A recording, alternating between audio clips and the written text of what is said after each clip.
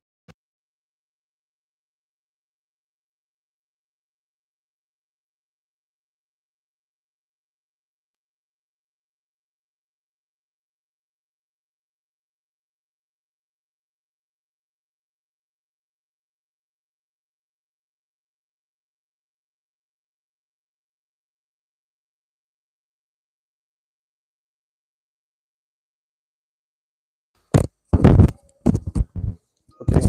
So please confirm if you can hear me with the statement. I can hear you. If you can, please confirm. Can you hear me?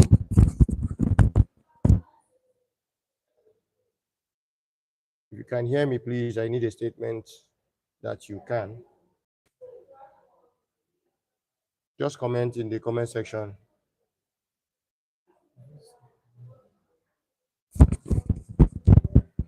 Can you hear me?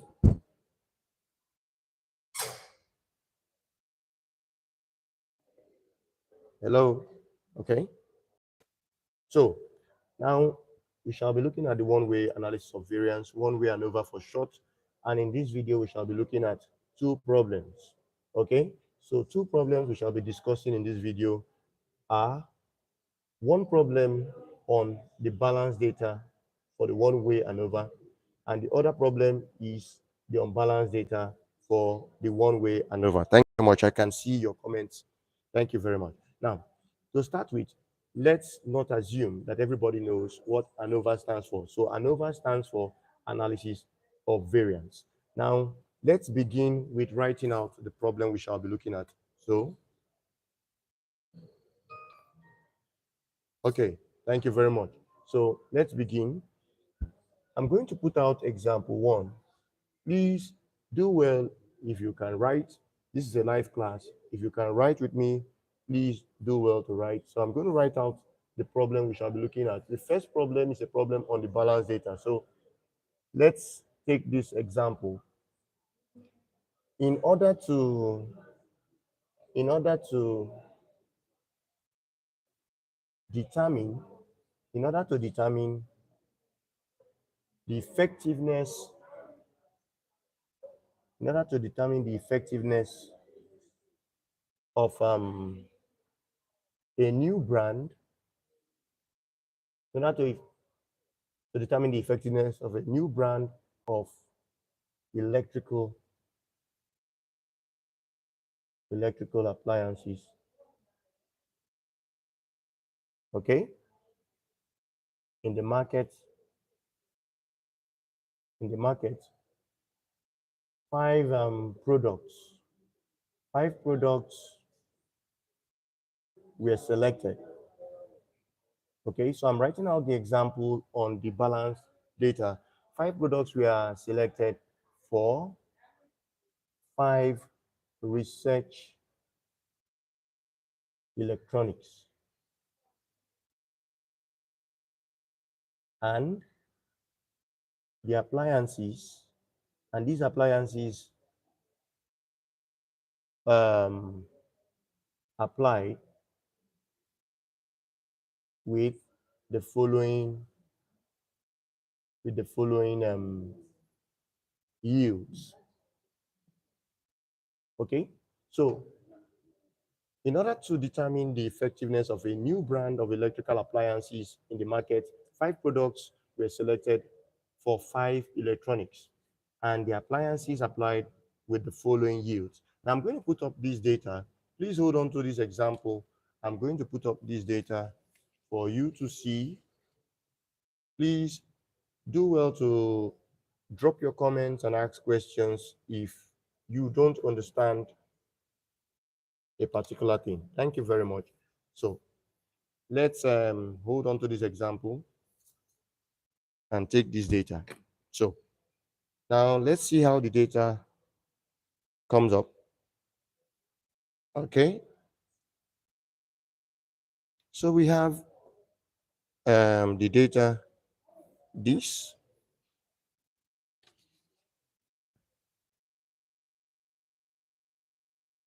and I'm going to set it out completely.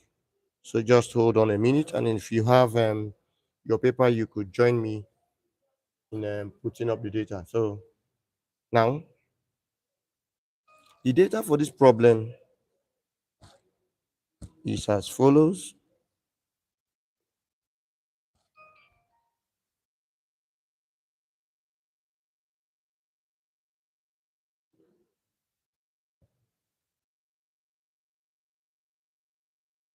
Oh, here we go. So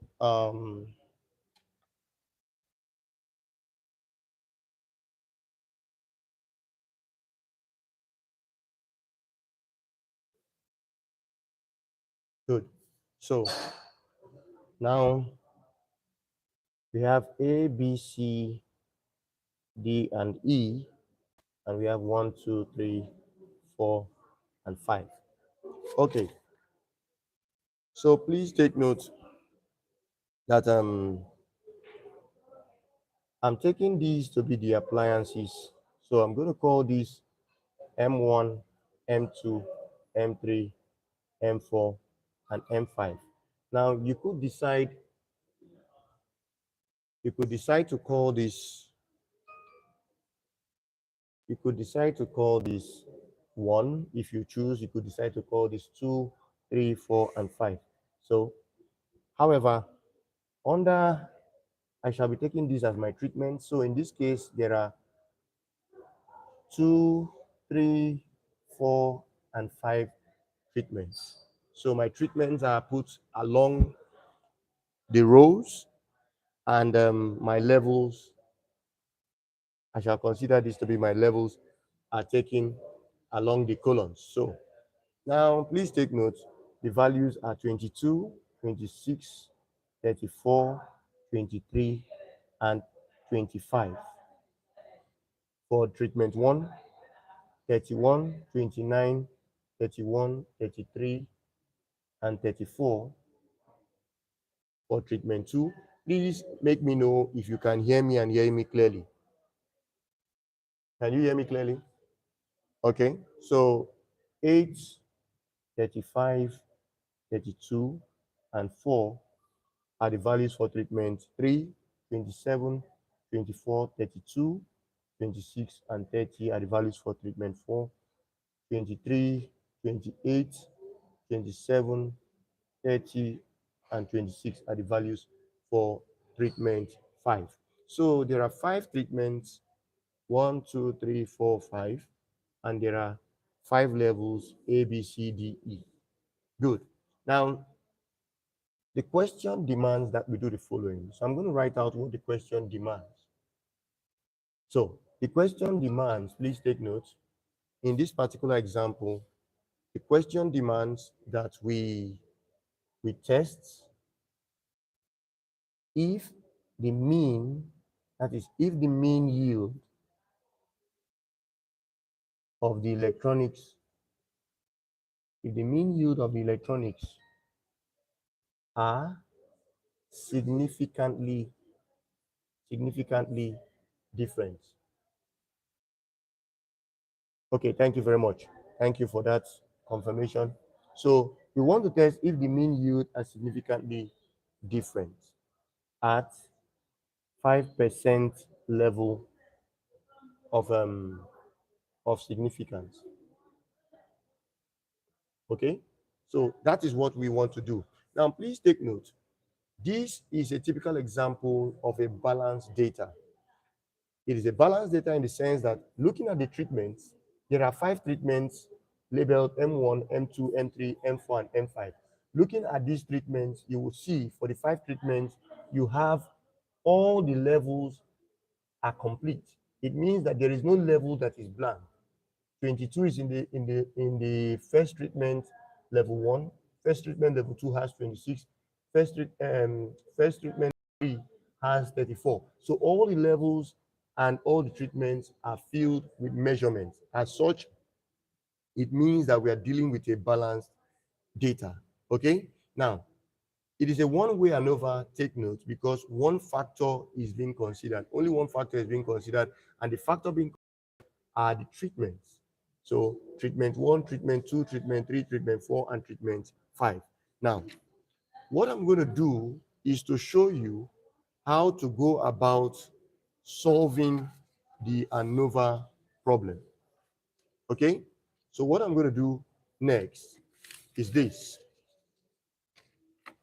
Okay? So let's start with the solution to that problem. Let's start with the solution to the problem.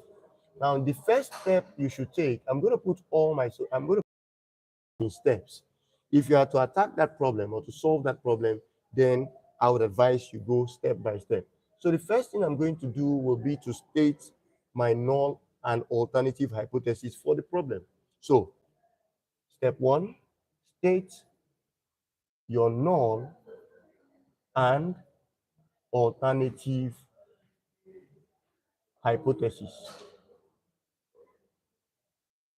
So that's the first step you take. State your null and alternative hypothesis. Okay, so my null hypothesis will be stated as follows. Now, let's assume mu1 is the mean for treatment 1, mu2 is the mean for treatment 2, mu3 is the mean for treatment 3, mu4 is the mean for treatment 4, and mu5 is the mean for treatment 5. So the assumption for the null hypothesis is that all the treatment means are equal. What this means in relation to the problem is that if you don't want to use this, you may go ahead to say that the mean yield of the electronics are not significantly different. So when you say mu1 is equal to mu2 is equal to mu3 is equal to mu4 is equal to mu5, it means that you are telling us that the mean yield of the electronics are not significantly different. Okay? Now, that will be my null hypothesis, because the null hypothesis is always set up with the intention to nullify. Okay? So, that being said, what then will be your alternative hypothesis? We denote alternative hypothesis with H1. So I'm going to say H1 will now be mu1 is not equal to mu2, not equal to mu3, not equal to mu4, not equal to mu5. Now, please, I would often tell my students not to confuse this with meaning that all of them are not equal. No, this statement statistically means that some are not significantly different, not all necessarily. So it is possible that all may not be significantly different. It is possible that some are not significantly different. So if you want to put this statement made in words, you could also say that that is the mean yields of the electronics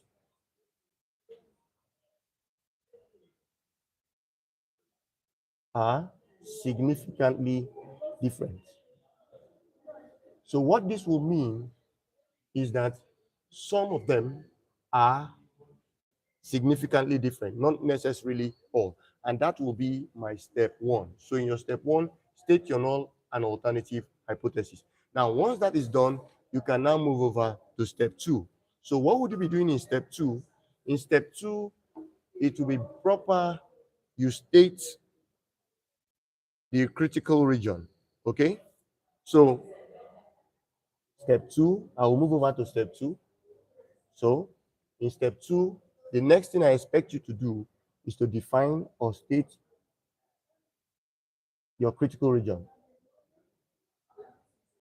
This, if you could state your critical region precisely, what it will do for you is to help you take a decision at the end of the analysis. So what am I going to do? Here, I'm going to clarify by saying, here, we reject the null hypothesis, if, okay, if the F calculated value, I'm going to use F cal to represent the F calculated value. So if my F calculated value is greater than my F tabulated value, my critical region will be defined by rejecting the null hypothesis. Okay? In other words, if this turns out to be true, that my F calculated is greater than my F tabulated, I will reject the null hypothesis. In other words, I will tend to go with the alternative hypothesis stating that the mean yields are significantly different. So what is precisely your F tabulated value? So F tab, please take note, is the same as F A minus 1 n minus A alpha. Okay? A minus 1 n minus A alpha. Please take note that your A minus 1, your A in this case represents the number of treatments, and your N represents the total number of observations. So if in this case we have 5 treatments, it means I'll end up having F checked at 5 minus 1, where 5 is the number of treatments, and N will be the total number of observations. I have 25 observations minus 1, and that will be at alpha value, which is 5%. Okay? So next, if you simplify further, that gives you F for 24. Okay, so this is 25 minus A, so this should have been 25 minus, that should have been 25 minus 5 treatments, giving you 20. Okay, so that is 20. Please take note of that correction, and this is 0.05, 5%. So this is the next thing you will be doing. Define your critical region, in which case you have to state for what reason you will be rejecting your null hypothesis. And your F tabulated in this case is taken as F at A minus 1, N minus A alpha. Okay? Alpha is the significance level, in this case 0.05. 5 minus 1 implies 5 treatments minus 1 degree of freedom, and that will give you 4. 25 minus 5, which is 25 minus N minus A, will give you 20. Now, once that is done, you can now move over to step 3. So in step 3, I'm going to do the following. So for step 3, I'm going to compute my sum of squares. Compute my sum of squares. That's what I'm going to be doing in step 3. Now, this means that in step 3, I'm going to be calculating my, I'm going to calculate V, VB, and VW. Now, V stands for the total variation, VB is for the variation between treatments, and VW is for the variation within treatments. So now, if you recall from ANOVA, for one-way ANOVA, that V is summation from I equals 1 to A, J equals 1 to B, the squared observations, that is Xij all squared, minus double summation to A to B, from I equals 1 to A treatments, J equals 1 to B levels, and Xij all squared all over AB.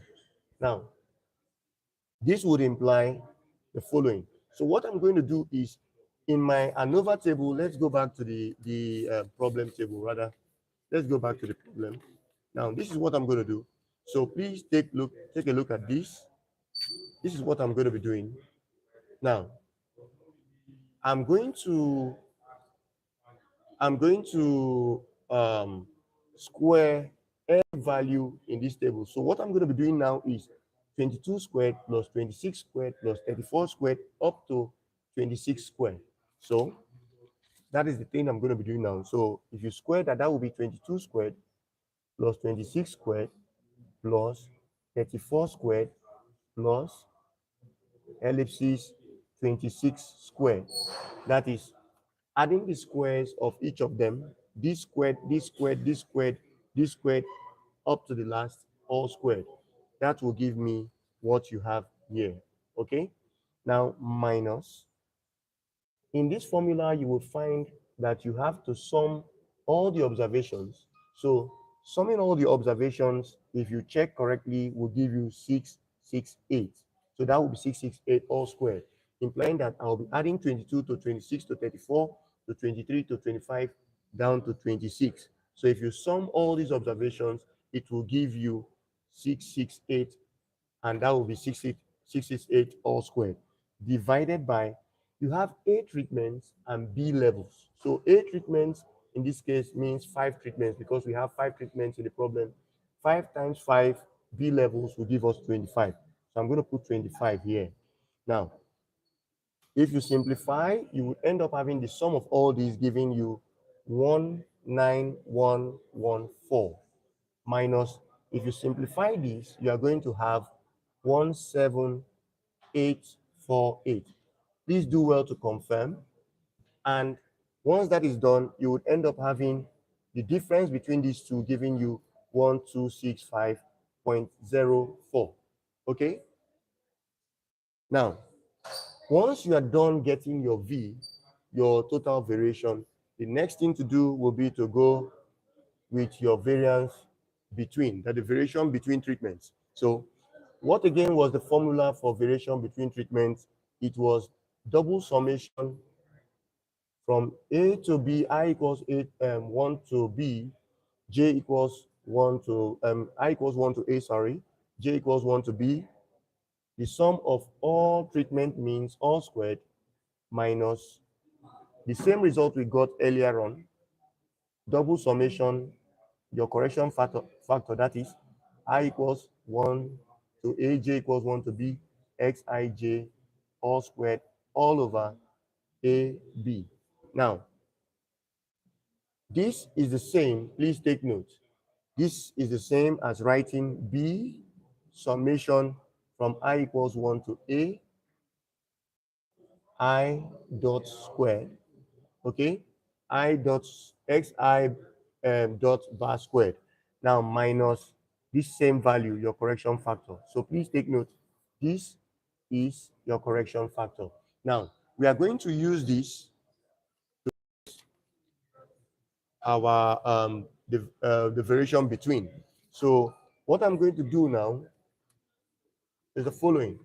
So I'm going to, for the variation between, I'm going to use 5. There are 5 levels. I'm going to use with each of the treatment means. So this is what I'm going to do. Please take note that if you compute the treatment means, that is the treatment mean for this treatment 1 is 26.2. How would you get that value? It will be this plus this plus this plus this plus this divided by 5. That will give you 26.2. You do same, 23.0 is what you are going to get by adding this to this to this to this and this divided by 5. If you repeat the same procedure, you're going to have 31.8 for the third treatment, 28.8 for the fourth treatment, and 23.8 for the fifth treatment. So let's bring these values over to what we were doing earlier on. So now coming over to that, you would end up having the following.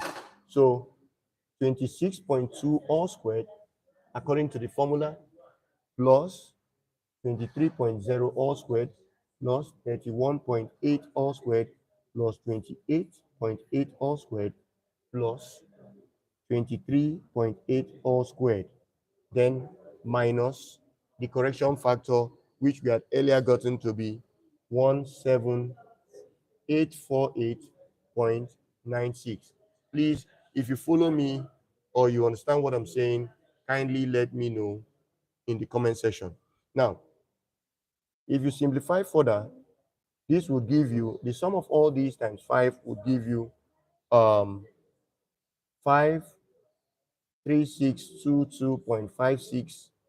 So if you sum this up, you'll get the value in the bracket times 5 minus 17848.96. Now, that simplifies to 263 rather, 0.84. So that will be the variation between treatments. Now, I'll move over to V within treatment. For us to get V within treatment, take note, the total variation is made up of variance between plus variance within. So that would end up giving us variance within as variance total minus variance between. And that will give us 1265.04 minus 263.84. And your result will be 1001.20. So this will be your variation within, your variance within treatments. Now, once you are done with step 3, that is getting your sum of squares, you will move over to step 4. So what is step 4, guys? Step 4 is to set up your ANOVA table. So in step 4, we are going to be setting up the ANOVA table. Now, how do we set up the ANOVA table? Please recall. For setting up the ANOVA table, please recall the following. So the ANOVA table is such that you have in the first column, tell us your source of variation. Tell us your source of variation. So variation in this context is coming for the one way ANOVA is coming from between treatments. Okay, so variation is coming from between treatments. Variation is also coming from within treatments. Okay, can you hear me? Thank you very much. Thank you for that. Then we also have total variation. So this is the first thing you are going to do. Source of variation, you state variation coming from between treatments, variation coming from within treatments, and the total variation. The next thing you are going to put up is your degrees of freedom. Your degrees of freedom. So for your degree of freedom, you have the degree of freedom for treatment being A minus 1. A being the number of treatments. So that would imply, in this case, we have 5, so I'll have 5 minus 1, implying that my degree of freedom for treatment will be 4. For the within treatment degree of freedom, we have N minus A, and that will mean our N in this case is 25. We have 25 data entries, so I'll have 25 minus 5, and that will give me 20. Then the total degree of freedom is N minus 1 for the one way ANOVA. So that will give us 25 minus 1, giving you 24. Of course, you will see that the degree of freedom for between treatment adds to the degree of freedom for within treatment to give the total degree of freedom being 24. So that shows you are on track. Now, the next column will be for source sum of squares. So once you're done with source of variation, degrees of freedom, come over to sum of squares, and then compute your sum of squares, or write out your sum of squares rather. So we had earlier gotten our sum of squares for between treatments, or for the total variation. We remember we had 1265.04, so I'm going to write that there. For our between treatment variation, we had 263.84. For our within treatment, remember we had 1001.20. Now, that will give us the sum of squares. So the next thing you do, once you write out the sum of squares you've gotten, the next thing you do is to now compute what we call your mean squares. Okay, your MS, your mean squares. Now, how do you get your mean squares, guys? What you do to get your mean squares will be to use your sum of squares and divide same by your degree of freedom. So I'm going to take 263.84 divided by 4 will give me the sum of the mean squares for between treatment. So when you take this value and divide it by 4, you end up having approximately 65.96. Okay, now when you do same by using this value here and dividing it by its degree of freedom, it will give you the mean squares approximately for within treatment, and that will give you 50.05. Okay, now how do you now go over to getting your F calculated?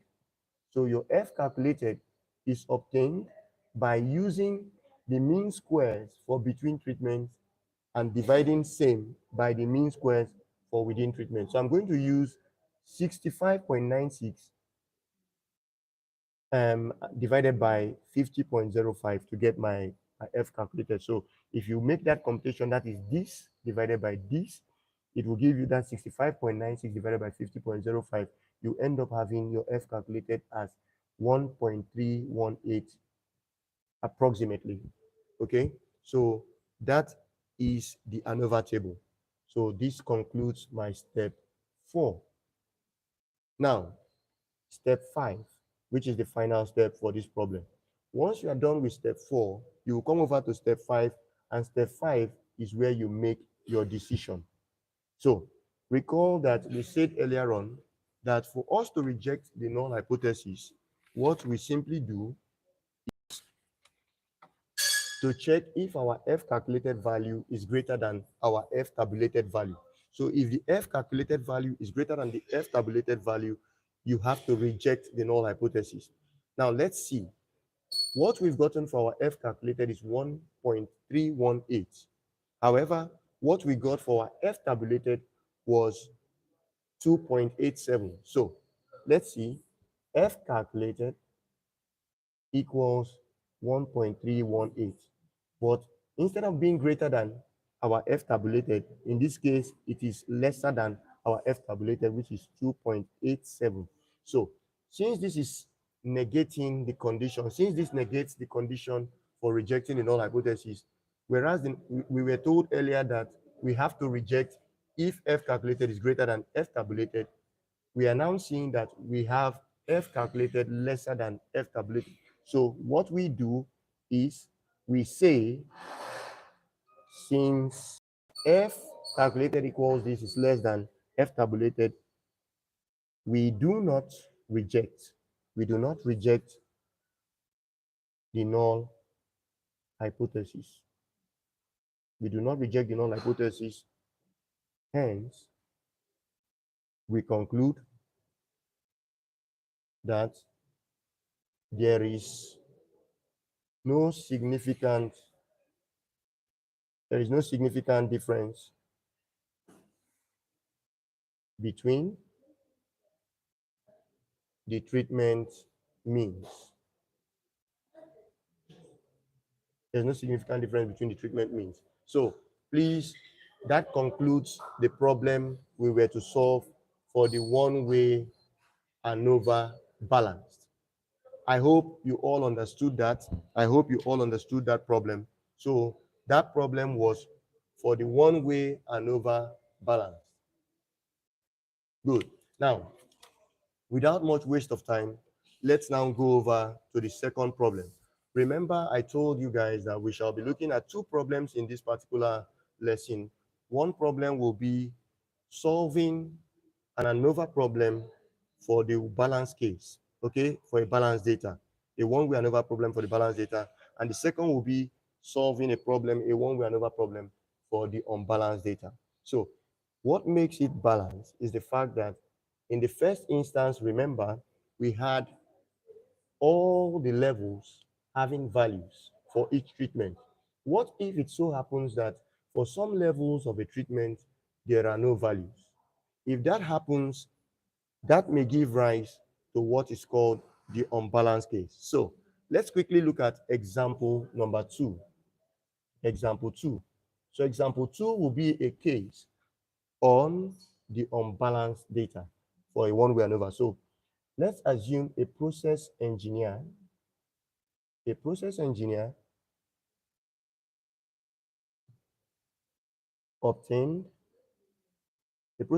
obtained measurements from 4 machines. So a process engineer obtained measurements from 4 machines that produce a specific product. Okay? To know how significantly, thank you very much. And Johnson Ibe, I can see you. Kufre, I can see you. Of you that are online, thank you very much for joining the class. So, significantly different. So, in their diameter measure. So, let me take that problem again. So, the problem we have to look at now is on a one-way ANOVA unbalanced. So, it reads, a process engineer obtained measurements from 4 machines that produce, thank you very much, and Joseph Ijoko, that produce a specific product to know how significantly different they are in their diameters. Okay? How significantly different they are in their diameter measures. Full stop. Okay. So he took 5 measurements. So the process engineer went on to taking 5 measurements for each machine. Full stop. So the data is displayed below. The data is displayed below. So let's see the data for the problem below. So for this particular problem, the data is given as follows. So you have this 1, 2, 3, and 4. You have, okay. So I have 1, 2, 3, and 4 machines representing the treatments, and there are 5 levels. 1, 2, 3, 4, and 5. 1, 2, 3, 4, and 5. Okay. So these are my levels of measurements. Now, in this treatment level 1, you have 20, 40 for the second level, 20, 60, and 35, implying that in level 1, notice that all of them have measurements. In treatment 1, sorry, all levels have measurements. Now, in treatment 2, however, you have 35, 40, 70, and 20, but there is no measurement here. In treatment 3, you have 35, 46, 70, 30, and 36, all having measurements. But in the last treatment, you have 20 and 35. No measurements were taken here. So this gives rise to what we will be referring to as an unbalanced problem, an unbalanced data. So because we'll be needing that in our solution, what I'm going to do before we commence is to quickly get the following. So I'm going to get my totals, and I'm going to also get, that is my treatment totals, I'm going to sum them up, and I'm going to get my treatment means. So you could do that even before the problem begins, because you will surely need them. So I'm going to take the totals, adding 20 to 40 to 20 to 60 and then 35 amounts to 175. Adding 35 to 40 to 70 to 20 amounts to 165. Adding all these would amount to 217. Adding the last would give us 55. That is 20 plus 35. Now, if you divide 175 by 5, you would end up having 35.00. Please, I hope what you can see on your screen is clear, right? You can see everything clearly. So if you divide 165 by 1, 2, 3, 4 levels, you would end up having 165 divided by 4, giving us, thank you very much, Joseph Idoko. You would have 41.25. If you divide these levels, that is 217 by 5 levels, you would have 43.40. And if you divide 55 by 2, you would have 27.50. Okay, so I'm going to keep that for a later time. Now, that being said, let's now move over to the question. What does the question want us to do? What we are required to do in this instance is to test. The question wants us to test the hypothesis. Okay, probably that was due to network. Sorry about that. It's is it clear now? Please take a look, and then let me know. Is the camera now clear? Please let me know. So let's test the hypothesis that that the mean measurements, the mean measurements are not significantly different. So we want to test the null hypothesis that the mean measurements are not significantly different for each machine. So let's start with a solution. Please let me know in the comment section if the video is clear. Okay, so let's see step 1. For step 1, like we said earlier on, state your null and alternative hypothesis. So start with stating your null and alternative hypothesis. That will be my step one again, okay? So what will be the null hypothesis? In this case, please take note, guys, we have 4 treatments. So there are 4 treatments. I'm going to use mu1, mu2, mu3, and mu4 to represent the treatment. So mu1 equals mu2 equals mu4, mu3 and mu4 implies that I am saying that the treatment means are not significantly different. So I'm going to put here, that is the mean measurements, are not significantly different. Okay? So that would be my null hypothesis. My alternative hypothesis, on the other hand, will be mu1 is not equal to mu2 is not equal to mu3 and not equal to mu4 because I have 4 treatments. Now, please take note. Don't confuse these to be that all of them are not equal. There is a possibility that some are not equal, not necessarily all. All the treatment means are not equal. So this particular statement should not be confused to mean that in all cases that all the treatment means are not equal. It could be that some, 1 or 2 or 3 of them may not be significantly, maybe significantly different rather. So in other words, I could state here that is the mean measurements are significantly different. So now what have I done? I have just completed step 1. In step 1, guys, please take note. Step 1 is where you state your null and alternative hypothesis. Now, that being said, I'm going to move over to step 2.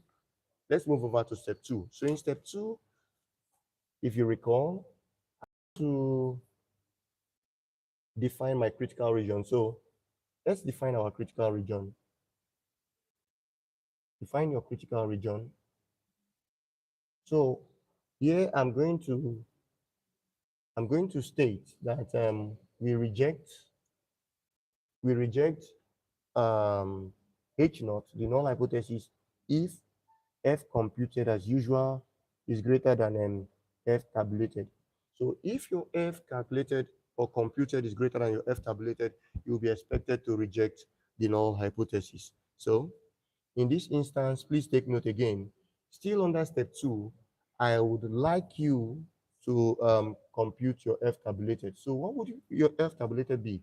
It will be F a minus 1 degrees of freedom, n minus a degree of freedom at alpha level of significance. So precisely we have F at 4 minus 1. Since there are 4 treatments, a minus 1 would mean 4 minus 1 degrees of freedom, and this will be 16 minus 1 since we have 16 observations altogether. Please take note, let's count.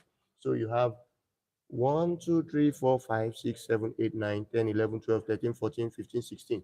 So there are 16 observations altogether amounting to 16 minus 1 degrees of freedom at 0.05.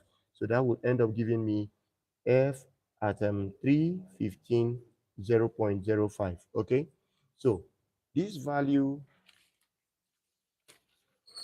all you have to do, I had to do this for simplicity's sake. So if this is your statistical table, all you have to do is go to F distribution like we did earlier on.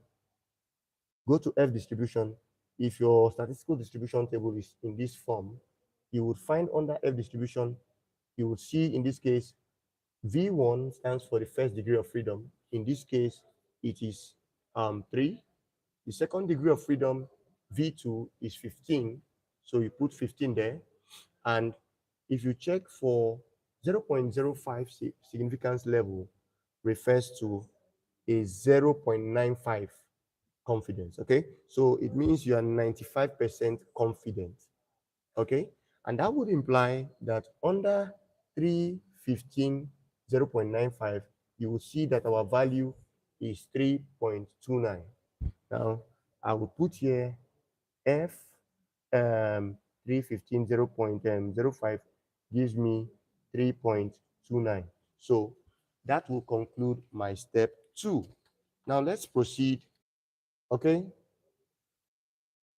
Okay, sorry about that break in transmission. So now, once you get your value 3.29 for the F tabulated, you will now implement step 3. So what do we do in step 3, guys? We compute, in step 3, we compute our sum of squares. I'm going to compute our sum of squares. Now, it means that we are going to get V, the total variation, VB, and VW. So these are the sum of squares we shall be computing. Now, let's start with computing,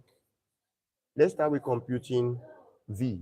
So V, if you recall, for an unbalanced data will be I equals 1 to A, J equals 1 to BL, because there are different levels, xij squared minus summation, double summation to A and to BL, I equals 1, J equals 1, xij all squared, all over n, the number of observations. So this will give you 20 squared plus 40 squared plus, it proceeds to 20 squared plus 35 squared. I'm going to show you quickly, and this will give you 612 all squared all over 16. Now let me show you where those values are coming from quickly so you don't get confused. So let's go back to our data table. Okay, now look at where I'm getting my values from. For you to get xij squared, it means you will take the square of each of them. The first one is 20, square it, and add it to 40 squared, and add it to 20 squared, add it to squared, keep adding until you get to the last two being 20 squared plus 35 squared. Okay, so that is how I got these values. Then for this other part of the formula, you would sum all the observations. If I add 20 to 40 to 20 to 60 to 35 down to 20 and 35, it will give me 612. Now, how many observations do we have altogether? We have 1, 2, 3, 4, 5, 6, 7, 8, 9, 10, 11, 12, 13, 14, 15, 16 observations. So I'm going to be dividing by 16 because my n in this case is 16. Please take note, for the unbalanced data, you shouldn't be using A times B, because A times B in this case will be telling you that you have 25 observations. The data is unbalanced. As such, you don't have to use A times B, rather just go with N. So once you proceed, you would end up having 27412 minus, so when you add this all up, you are going to have 27412. And if you add this, if you square 612, you are going to have 374544 divided by 16. That will give you 27412 minus, when you divide this by 16, you are going to get 3409, and that will simplify to 4003. So you are going to get this. This is what you are going to get. Now, hold on to this value for our V. Let's go over to VB. For VB, you are going to have, for VB, please take note, for VB, we have summation to A from I equals 1. You have BL from J equals 1, X bar I dot all square. That is, your X bar I dot are the treatment means. So you square your treatment means, okay? In this instance, don't follow the procedure for the balanced data because you will get it wrong. Take note, in the balanced data case, we were using one particular, because all levels had the same number, 5. We were using 5 to multiply each of the treatment, to multiply the sum of all treatment means. In this case, please don't do that, you'll get it wrong. So what we are going to do is use the treatment mean for each treatment to multiply their respective means. Okay, so that's what you do. And here, use your correction factor as above.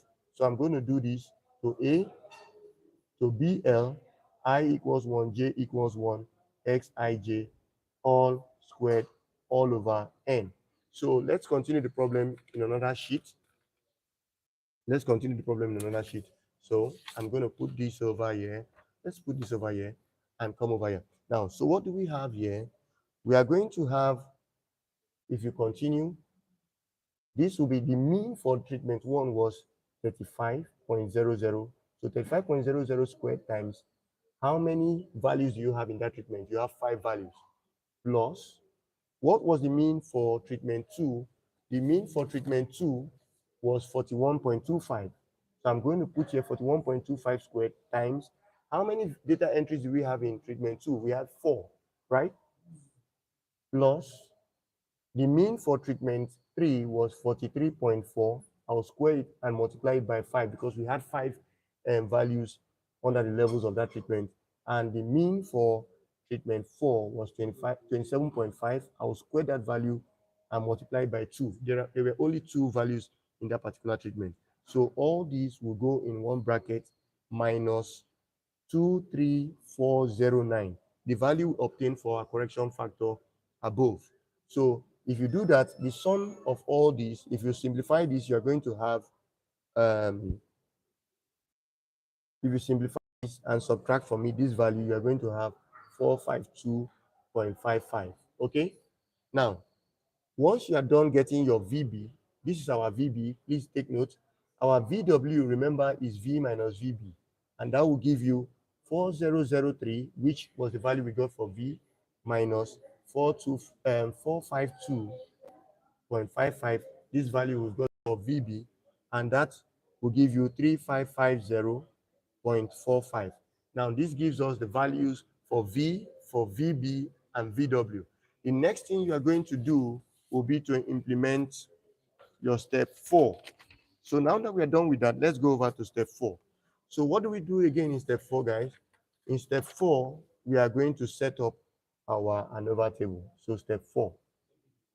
Now set up your ANOVA table. So let's set up our ANOVA table. I'm going to put it up this. So remember, first is your source of variation. I'm going to call that SV for short. Next is your degree of freedom. I'm going to call that DF for short. Next is your sum of squares. I'm going to call that SS for short. Next is MS, mean squares. I'm going to call that MS for short, and F calculated. Now, the next thing I'm going to do will be to split this. Source of variation, you could have variation coming from between treatments. Okay?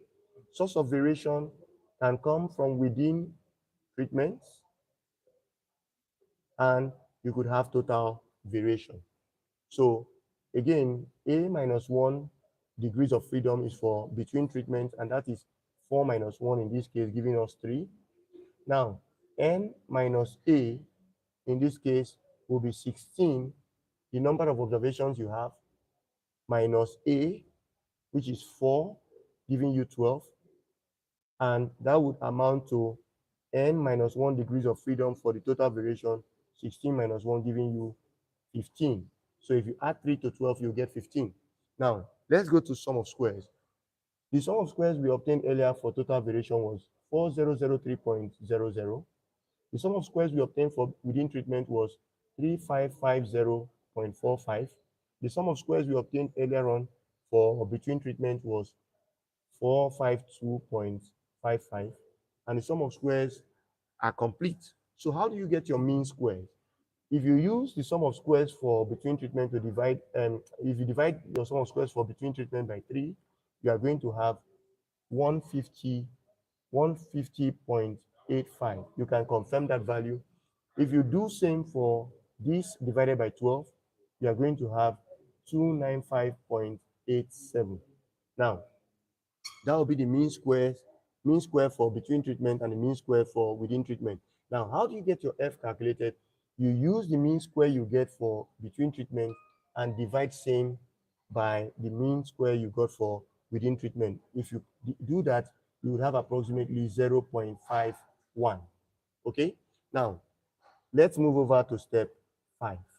Now that we've gotten our F calculated to be 0.51 approximately, and our F tabulated, recall, our F tabulated, we got that to be, let's quickly check, we got that to be 3.29. So 3.29 was what I got. Now, it is under our decision, we can now say the following. So since F calculated, which is 0.51, is less than F tabulated, which is equal to 3.29, we do not reject the null hypothesis. We do not reject the null hypothesis.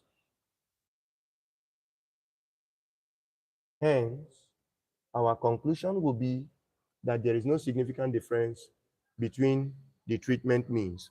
So rather than accept the alternative hypothesis, we will reserve judgment based on the possibility of a larger sample and other intricacies that may come up. Thank you very much for joining the class. Please drop your comment in the comment section. If you do not understand anything, please feel free to drop your comment in the comment section. Like the video, share the video, and do well to subscribe to the channel if you haven't subscribed. And I'll be seeing you in tomorrow's class. In tomorrow's class, please take note, we shall be discussing the two-way ANOVA problem with replicates, without replicates, and balance and unbalanced. So please do well to join that class. I'll be seeing you in tomorrow's class. Thank you very much and good night.